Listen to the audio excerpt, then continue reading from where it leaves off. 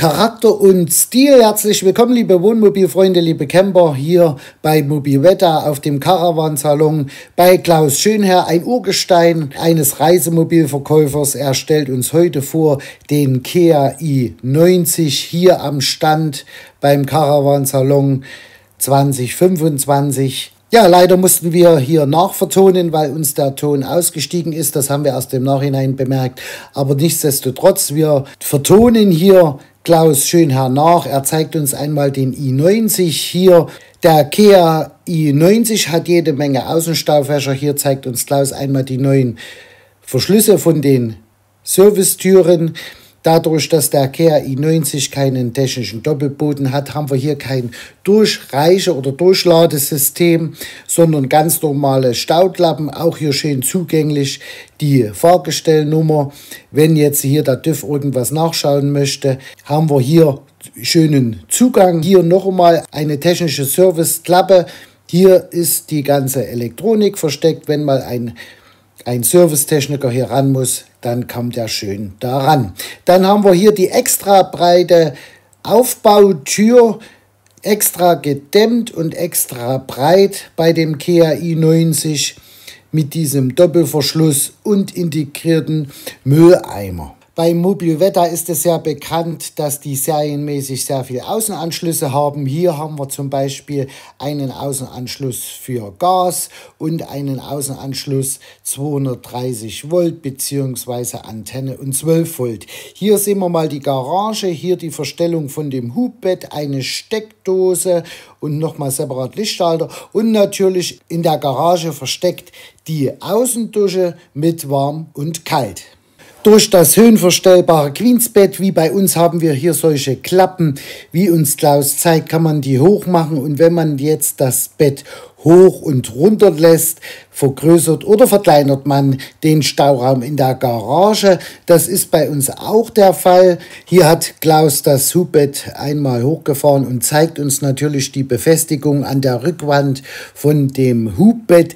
Die Führungsschienen, somit kann man hier an der Rückwand keine Sicherungsschienen befestigen, wie es natürlich in den anderen. Mobilwetter bietet ja die Halterung an für Fahrräder und Campingzubehör in der Garage, wie man das hier sehen kann. Das geht natürlich hier bei dem i90 nicht, da die Führungsschienen dran sind. Jetzt macht Klaus die Klappe wieder runter und wir sehen, es ist ein wunderschöner Abschluss da von Garage und Queensbett. Hier das wunderschöne typische Mobilwetter-Heck, ausgestattet mit der Rückfahrkamera, optional mit einem oder zwei Augen. Das musste man im Vorfeld entscheiden bei Bestellung. Hier sehen wir den Frostwächter, gut zugänglich von der Truma-Heizung, wenn man hier das Wasser ablassen möchte und einstellen zum Befüllen. Hier sehen wir die Außenansicht von dem Kia i90, was uns natürlich auch auffällt, die neue schwarze Umrahmung von den Servicetüren.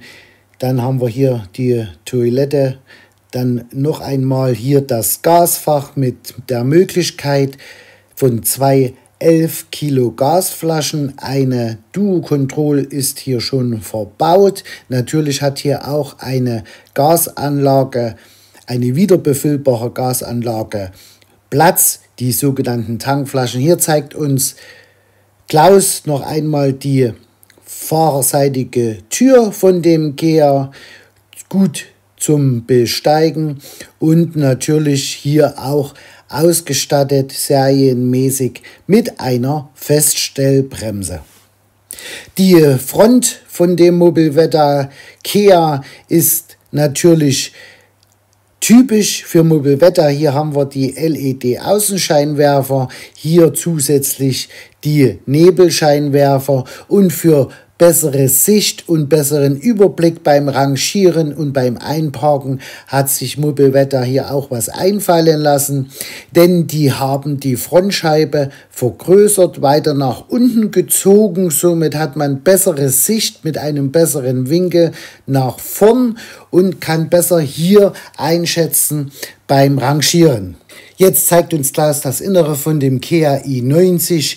Genieß einfach eine helle und einladende Umgebung. Das natürliche Licht schenkt den Räumen und der Ausstattung noch mehr Wohlgefühl. Umfangreiche Verglasung, große Fenster im Maxi-Wohnzimmer, große Fenster im Schlafbereich und bis zu 5 Dachluken. Die große langgezogene Frontscheibe bietet uns hier einiges an Platz. Der Beifahrer hat hier ein separates Staufach für sich mit integrierter separater LED-Beleuchtung. Die Klappe, die Handschuhklappe ist uns ja bekannt von Fiat.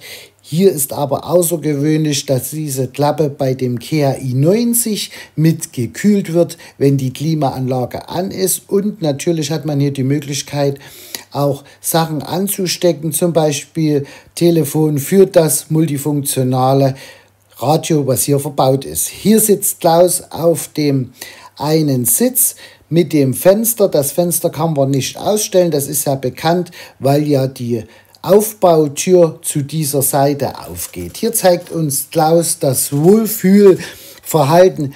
Er fühlt sich sichtlich wohl hier bei dem Kia i90, legt die Beine hoch und er zeigt uns natürlich auch und genießt natürlich hier auch das Leder, die Ausstattung, wie schön das hier in dem Kia gemacht ist. Das hat uns selbst begeistert. Hier auch die Neuentwicklung, dass die Polsterungen nicht mehr mit Klettfest gemacht werden, sondern mit Magneten. Und das ist natürlich viel einfacher als das mit dem Klettverschluss war. Hier zeigt uns Klaus den Umbau für den einen Gurtsitzplatz. Auf der linken Seite ist das gleiche noch einmal.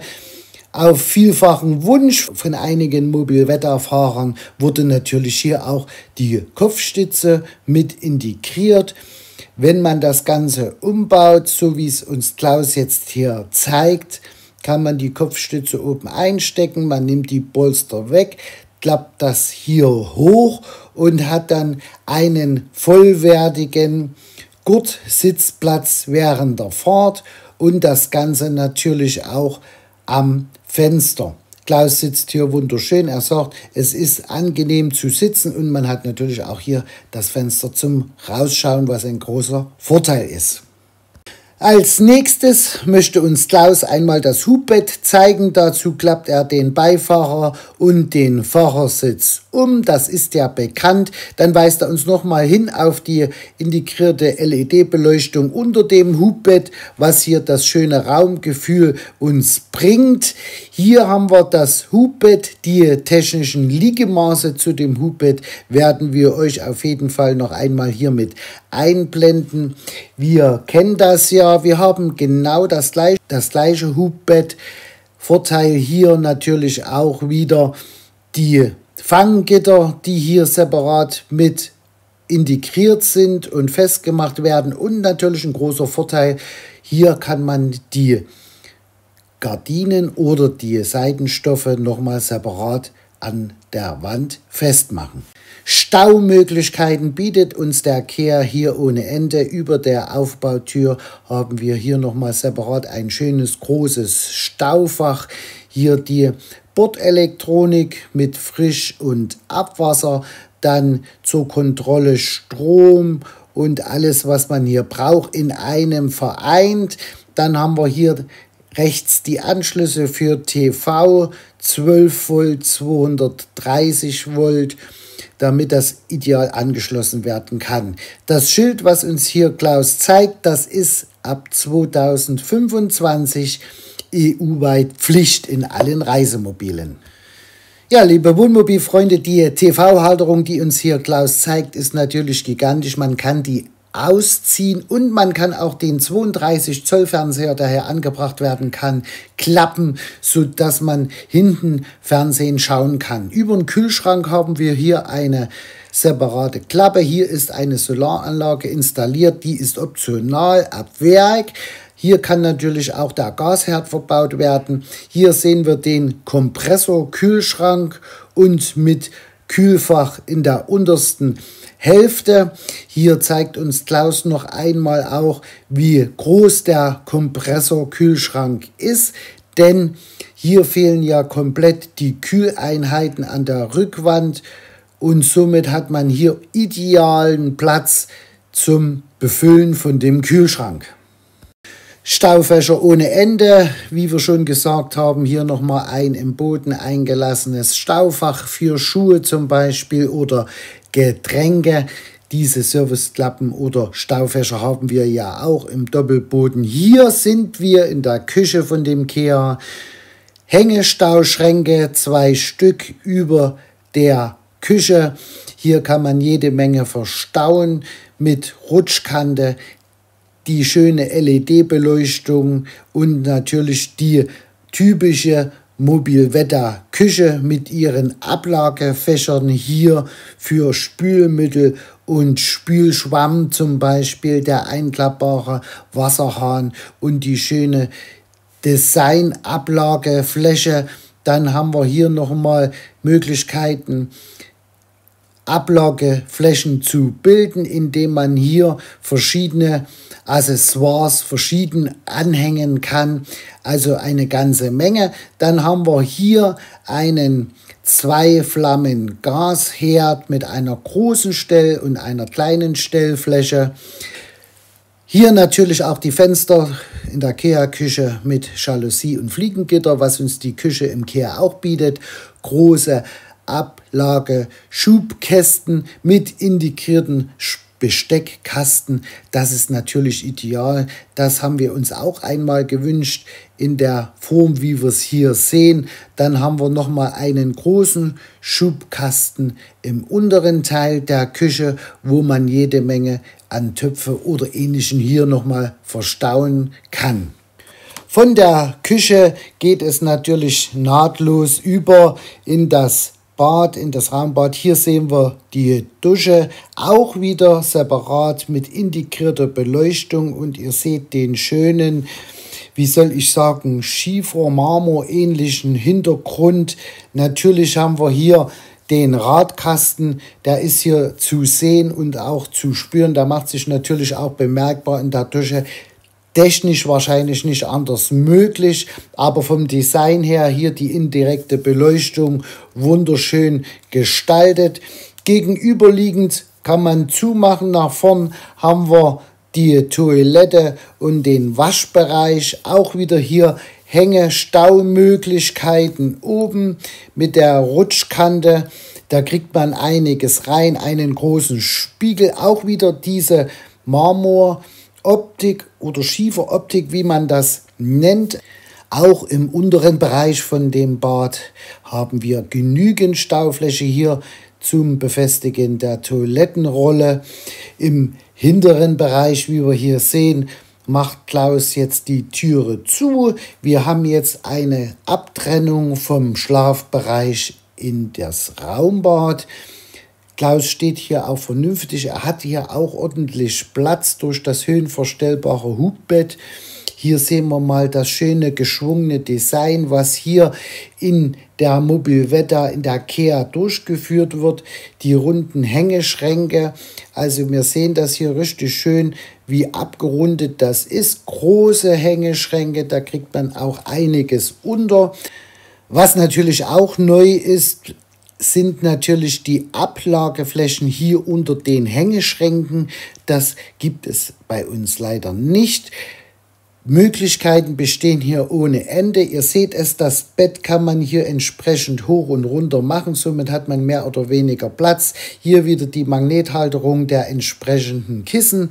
Auch begegnen uns hier wieder diese Leselampen, die man in alle Richtungen verbiegen kann, die wir aus dem Kea Kompakt kennen, den wir euch vorgestellt haben in einem Video.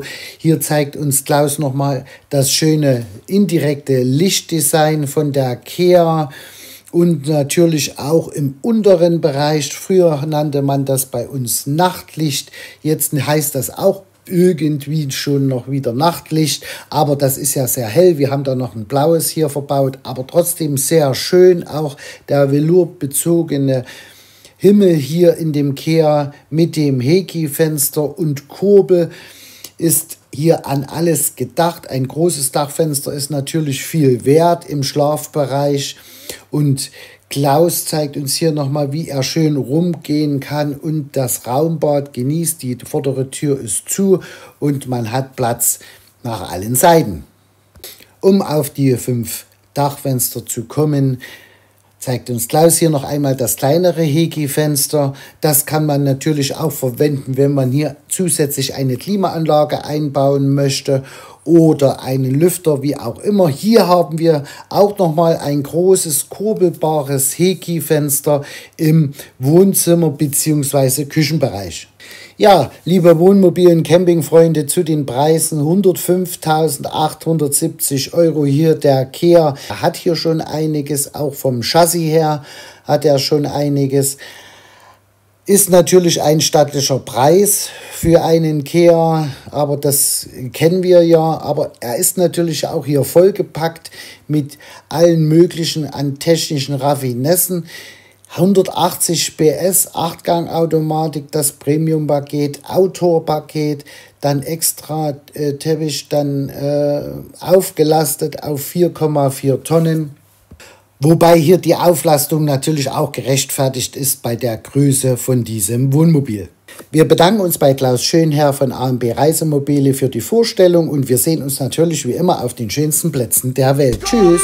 Steig ein, wir fahren los.